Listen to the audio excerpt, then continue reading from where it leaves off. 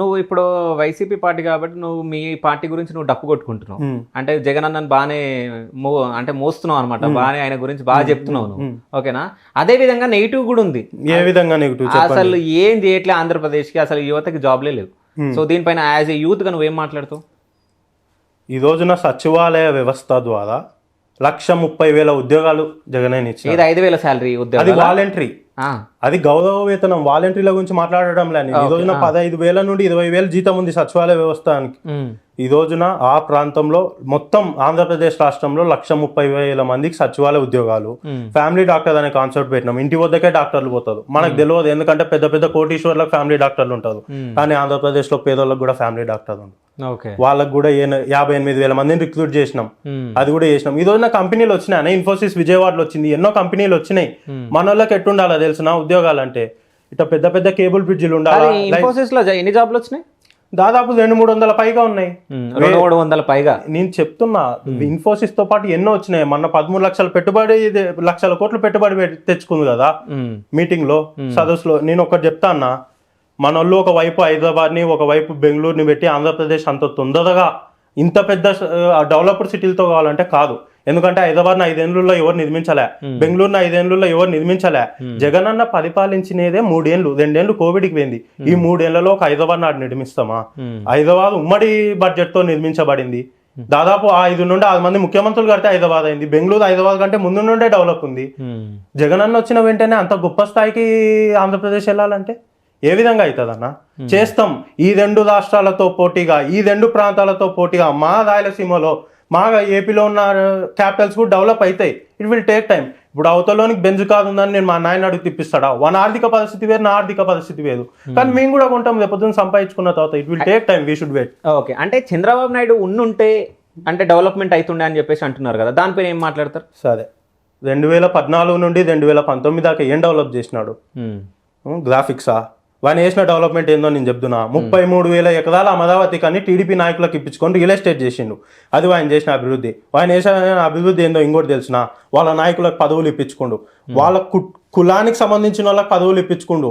వాళ్ళు ఆర్థికంగానో అధికారికంగానో పైకి రావడానికి, అధికారం చేతిలో పెట్టుకోనికే ప్రతి రంగంలో వాళ్ళ అభివృద్ధి వాళ్ళనంతకు వాళ్ళు చేసుకున్న తప్ప ప్రజలకి ఇంత అంటే ఇంత కూడా అభివృద్ధి చేయాలి. ఆయన అభివృద్ధి చేసేవాడే అంటే గ్రాఫిక్స్ చేసినావు కరెక్టే, ఎంత ఇంప్లిమెంట్ చేసినావు కాదు. మీరు గ్రాఫిక్ చేసిరు అని మీరు అంటారు, వాళ్ళు ఏమో పనులు చేసినామని వాళ్ళు అంటారు. యాడ చూపియమను. సరే, వాళ్ళు పనులు చేసింది అంటుంది కదా. సరే, కర్నూలు, కడప, అనంతపురం, చిత్తూరు, నెల్లూరు, గుంటూరు, విజయవాడ, విజయనగరం, తూర్పుగోదావరి, ఏ జిల్లాలైనా సరే 2014 నుండి 2019 మధ్య వాళ్ళ మేనిఫెస్టో తెమ్మనండి. ఏం అభివృద్ధి చేసిందో, ప్రజలకి ఏం సంక్షేమ పథకాలు అందించిందో చూపియమనండి. నేను వైఎస్ఆర్సీపీ తరఫున, విద్యార్థి విభాగం తరఫున మణిరెడ్డి ఏ జిల్లాలో అయినా, ఏ సెంటర్లో అయినా, ఏ పార్లమెంట్ స్థానంలో అయినా, ఏ అసెంబ్లీ స్థానంలో అయినా నేను చర్చకు వస్తా. 2019 నుండి 2024 వరకు నా పార్టీ ఏం అభివృద్ధి చేసింది, నా పార్టీ ఏం పథకాలు ఇచ్చిందో చెప్తా. వాళ్ళ మూర్ఖత్వంతోనో కోపంతోనో మాట్లాడుతున్న మాట చెప్పండి. ఇప్పుడు ఈ రోజున ప్రతి గ్రామ అభివృద్ధి అంటే చెప్తాను నీకు. ఫస్ట్ అభివృద్ధి అంటే 4 అద్దాల మేడలో ఇంకోటో కాదు, ప్రజలకి కనీస సౌకర్యాలను అందించగలిగేదే అభివృద్ధి నా దృష్టిలో. ఈ రోజున ఆంధ్రప్రదేశ్ రాష్ట్రం విడిపోయినాక ఆ సౌకర్యాలు లేవు. కానీ జగన్ అన్న వచ్చిన తర్వాత 2 పూటలు తినేతోడు 3 పూటలు తింటుండు పేదోడు. పిల్లల్ని కూలి పనికి తీసుకుపోయే పేదోళ్ళు ఈ రోజున ప్రభుత్వ పాఠశాలలకు పంపిస్తుంది. ప్రభుత్వ పాఠశాలలు ఎట్టున్నాయో తెలుసా? డిజిటల్ క్లాసులు, ట్యాబులు, వాళ్ళకి గోధుమ దాని మధ్యాహ్నం పూట మెన్యూ, రోజు ఒకటే భోజనం కాదు, డైలీ మెన్యూ చేంజ్ చేస్తారు. అమ్మఒడి కింద 15,000 వేస్తుంది. ఇంగ్లీష్ మీడియం ఉన్నోళ్ళే ఇంగ్లీష్ మీడియం కాదు, పేదోళ్ళు కూడా ఇంగ్లీష్ మీడియం చదవచ్చు అని ఆ పేద విద్యార్థులకి ఇంగ్లీష్ మీడియం తెచ్చినాడు. వసతి దీవెన, విద్యా దీవెన, ఇది విద్యార్థుల పరంగా చేసిన అభివృద్ధి. మహిళలకి చేయూతి ఇచ్చినాడు. రైతులకి ప్రతి గ్రామంలో వైఎస్ఆర్ రైతు భరోసా కేంద్రాలు వచ్చినాయి, ఆర్బికే సెంటర్లు వచ్చినాయి. గతంలో పంట పండిస్తే గిట్టుబాటు ధర ఉండేది కాదు, పంట నష్టపోతే నష్టపరిహారం ఇచ్చేవాళ్ళు కాదు. కానీ ఈరోజు పంటకి గిట్టుబాటు ధర ఉంది, నష్టపోతే నష్టపరిహారం ఉంది, నీకు కావాల్సిన ఎరువులు, విత్తనాలు అన్నీ అక్కడే దొరుకుతున్నాయి. గ్రామంలో వాలంటరీ వ్యవస్థ వచ్చింది. ముసలి వాళ్ళు ఎండకి లైన్లో నిలబడి పెన్షన్ల కోసం గంటలు ఎండలో నిలబడి ఎంతోమంది ప్రాణాలు కోల్పోయినారు గతంలో. ఈ రోజున 1వ తారీఖు వస్తే పొద్దున్నే డోర్ కొట్టి వాలంటీర్లు వాళ్ళకి పెన్షన్లు ఇస్తున్నారు. అదేవిధంగా ఇల్లులు ఇచ్చినాం, 22 లక్షల ఇల్లులు ఇచ్చినాం, 30 లక్షల ఇళ్ల పట్టాలు ఇచ్చినాం. రాష్ట్రంలో 17 మెడికల్ కాలేజీలు వచ్చినాయి, 4 పోర్ట్లు వచ్చినాయి, 2 కొత్త ఎయిర్పోర్ట్లు వచ్చినాయి, 15,000 సచివాలయాలు వచ్చినాయి రాష్ట్ర వ్యాప్తంగా, 10,000 రైతు భరోసా కేంద్రాలు వచ్చినాయి, 10,000 హెల్త్ క్లినిక్ సెంటర్లు వచ్చినాయి, ఊర్లూరులో హాస్పిటల్ ఉన్నది కూడా చూసి నాన్న గతంలో. పెద్ద పెద్ద రోగాలు వస్తే ఆడుకోవాల్సిన పనిలే, నీ ఊర్లోనే హెల్త్ క్లినిక్ సెంటర్ ఉంటాయి, నీ ఊర్లోనే డాక్టర్ ఉంటాడు. ఇది వైద్యపరంగా జగన్ అన్న చేసిన అభివృద్ధి. ఈ రోజున డ్యాములు కడుతుండు, వెలుగొండ ప్రాజెక్టు కానీ మొన్ననే ఓపెన్ చేసిండు, కుప్పంలో కృష్ణ నీళ్ళు ఇచ్చిండు. చంద్రబాబు నాయుడు ఇన్నేళ్ళు ముఖ్యమంత్రిగా ఉండి కనీసం నీటి బొట్టునాన్ని ఇచ్చిండా కుప్పంకి? జగనాన్ని ఇచ్చినాడు. ఉద్దానం బాధితులు, క్యాన్సర్ పేషెంట్లు ఉంటే వాళ్ళ కోసం హాస్పిటల్, వాళ్ళ కోసం నీటి సమస్య లేకుండా చేసినాడు. ఇవన్నీ అభివృద్ధి కాకుంటే ఏందన్నా ఫ్లైఓవర్? సరే, నువ్వు వైసీపీ యంగ్ లీడర్ గా నువ్వు ఇన్ని మాట్లాడుతున్నావు, అవునా? నేను రీసెంట్ గా ఆంధ్రాకి వెళ్ళి ఒక 10 మంది స్టూడెంట్స్ ని అడగడం జరిగింది. మళ్ళీ జగన్మోహన్ రెడ్డి వస్తే మమ్మల్ని గంగల కలుపుతాడని చెప్పేసి మాట్లాడారు. ఓకేనా? సో ఎందుకు మాట్లాడారు వాళ్ళు యూత్?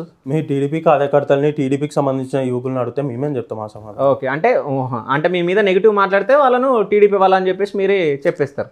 ఇన్ని పథకాలు, ఇన్ని కార్యక్రమాలు చేస్తే టీడీపీ కార్యకర్తలు కూడా పొగుడుతున్నారే తప్ప కొంతమందికి పచ్చదత్తం వస్తుంది ఇట్లా కోసుకుంటే, అంత టీడీపీ ఫ్యాన్స్ ఉంటారు వాళ్ళు తప్ప వ్యతిరేకంగా వైఎస్ఆర్ కోసుకుంటే మీకు బ్లూ వస్తుందా? మొన్ననే ఇంకో కత్తి ఇచ్చింది మీరు కోసుకోమని, నేను కోసుకోలేనులే కానీ చెప్పినట్ట బ్లూ ఏం రాదు, మాకు ఎరిపే ఉంది. ఓకే, ఎరిపే ఉంది. మొన్ననే ఇంకో బ్లడ్ ఇచ్చినప్పుడు నేను అడిగిన వాళ్ళది కూడా ఎరిపే ఉంది, నేను చూసిన వాళ్ళని. ఓకేనా? సో వాస్తవాలు మాట్లాడాలి. నేను వాస్తవమే చెప్తున్నా. ఒకటి, ఇన్ని పథకాలు ఇచ్చినాక ఏ విధంగా షెడ్యూల్ అవుతాడా? సరే, అప్పుల్లో ఉందా లేదా ఆంధ్రప్రదేశ్? చంద్రబాబు నాయుడు ఉన్నప్పుడు లేదా? చంద్రబాబు నాయుడు ఉన్నప్పుడు ఎంత అప్పుల్లో ఉంది, ఇప్పుడు ఎంత అప్పుల్లో ఉంది? చంద్రబాబు నాయుడు కాదు ఉన్నప్పుడు కంటే ఇప్పటికి దాదాపు 40% తక్కువ ఉంది అప్పులు. మేము ఆయన చేసిన జగనన్న ఎప్పుడైతే అధికారంలోకి వచ్చినాడో అప్పటికే రాష్ట్రం అప్పుల్లో ఉంది. ఆ అప్పులు కట్టుకుంటూనే మేము ఇచ్చిన ప్రతి మాటను నిలబెట్టుకుంటూ వచ్చినాం. రాష్ట్రం అప్పుల్లో ఉందబ్బా, మేము ఇయ్యలేము, చెప్పిన పథకాలు మాకు తెలియదు వాళ్ళ చెప్పినప్పుడు ఇన్ని అప్పులు ఉన్నాయని మేము చెప్పలే. కోవిడ్ వచ్చినప్పుడు ఆర్థికంగా ఇబ్బంది పడుతుంటే కోవిడ్ వచ్చిందని అన్ని రాష్ట్రాలకు మేము చేతులు ఎత్తేలే. కోవిడ్ వచ్చినప్పుడు కూడా కోవిడ్ని ఆరోగ్యశ్రీలో కలిపినామన్నా. కోవిడ్ సమస్యలు వచ్చినప్పుడు డబ్బు లేక ఎంతమంది చనిపోయినారు, చూపించుకోలేక ఎంతమంది చనిపోయినారు, కానీ ఆరోగ్యశ్రీని మేము కలిపినాం. కోవిడ్ సమస్య ఉన్నోడు ఆరోగ్యశ్రీ కార్డు తీసుకుపోయి ఎంతమంది బతికినారు. ఆంధ్రప్రదేశ్ రాష్ట్రంలో తప్ప దేశంలో ఏ రాష్ట్రంలో కూడా జరగలే ఆ విధంగా. సో నేను అడిగిన క్వశ్చన్ కి మాత్రం నువ్వు ఆన్సర్ చేయలేవు. సో శ్రీలంక లాగా ఆంధ్రప్రదేశ్ కూడా దివాలా తీయబోతుందా? అంటే జగన్మోహన్ రెడ్డి గారు ఇచ్చే పథకాలక ఏమో నువ్వు చెప్పాలి. చాలా మంది మాట్లాడుతున్నారు ఎందుకు తీస్తుంది ఏమో. మరి అప్పుల్లో ఉంటే మరి శ్రీలంక కూడా అప్పుల్లో ఉండి మొత్తం దివాలా తీసిరు కదా. సో మొన్న మీకు తెలుసు కదా మ్యాటర్. ఆంధ్రప్రదేశ్ రాష్ట్రం కంటే సరే, మీరు ఇది విన్నారా లేదా? ఏది? అంటే చాలా మంది మాట్లాడుకున్నది ఏది శ్రీలంక లాగా ఆంధ్రప్రదేశ్ కూడా దివాలా తీస్తుంది. విన్నారా లేదా? విన్నా. మూర్ఖులు, అవగాహన లేని వాళ్ళు, రాష్ట్ర పరిస్థితులు తెలియని వాళ్ళు, ఆర్థిక పరిస్థితులు తెలియని వాళ్ళు ఎన్నన్నా మాట్లాడతారు. ఓకే, ఎవడో చెట్ల కింద టీ బంకుల కాడ కూర్చొని మాట్లాడే మాటలు కాదు. వాస్తవాలు తెలుసుకున్నాక మాట్లాడితే బాగుంటాయి ఎవరికైనా. ఓకే, మీరు హైదరాబాద్ కి ఇయ్యాలని వచ్చిరా? ఇప్పటి నుంచి ఉన్నారా ఇక్కడ స్టే? చిన్నప్పటి నుండి నేను ఉన్నాను. దాదాపు నేను రాయలసీమ అంటే సమ్మర్కి వెళ్ళేవాడిని వెకేషన్స్ కి మా ప్రాంతానికి. ఒక 3 ఏళ్ళు అయింది పోయి అన్నీ ఉంటున్నాం. సో మళ్ళీ ఆంధ్రప్రదేశ్ లో జగన్మోహన్ రెడ్డి ప్రభుత్వం వస్తే మేము ఆంధ్రప్రదేశ్ నుంచి మొత్తం వెళ్ళిపోయి హైదరాబాద్ లోను, అంటే తెలంగాణలోను, బెంగళూరులోను, చెన్నైలోను ఉంటామని చెప్పేసి చాలా మంది మాట్లాడుతున్నారు. సో దానికి మీరు ఏమని చెప్తారు? ఇడిచిపెట్టిపోయేదోడు తెలుసా? టీడీపీ నాయకుడు. ఓకే, ఎందుకంటే అధికారం లేకుండా ఏ నాయకుడు అయినా ఎన్ని రోజులు ఉంటాడన్న. మళ్ళీ ఓడిపోయేది కన్ఫర్మ్. ఉండలేదు ఆడ, వ్యాపారాలు చేసుకోలేదు. యాదో బెంగళూరులో వాళ్ళకున్న వ్యాపారాలు, హైదరాబాద్లో ఉన్న వ్యాపారాలు, చెన్నైలో ఉన్న వ్యాపారాలు చేసుకోవాలి కదా. ఓకే, మళ్ళీ ఎలక్షన్లు వచ్చినప్పుడు మళ్ళీ దండిగా దుడ్లు సంపాదించుకొని ఎలక్షన్ల ముందు మళ్ళీ పంచడానికి వస్తుంది ఆడికి. ఓకే, మొత్తం అప్పుల్లో ఊరుకుపోయినాక ఇంకేం ఆడ సాధిస్తారని చెప్పేసి వాళ్ళు బయటకు వస్తారు అంట. అది దానికి రివర్స్ చెప్తారు, వాళ్ళు ఇచ్చే వాయిస్. ఓకే, ఇది మీరు ఇచ్చే వాయిస్. అర్థమైపోతుంది కదా, ఎవరి డప్ప వాళ్ళు కొట్టుకుంటారు. ఇంకా డప్ప అంటే ఒకటన్నా, నేను చెప్పిన దానిలో ఎన్ని వాస్తవాలు ఉన్నాయో మీదేదండి.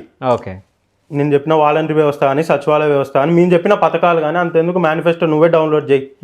పోదాం, ఈడనే ఆందోళన ఆయన ఉంటాడు కదా, ఈడున్న ఊర్లో లబ్ధి పొందుతుంది ఆందోళన.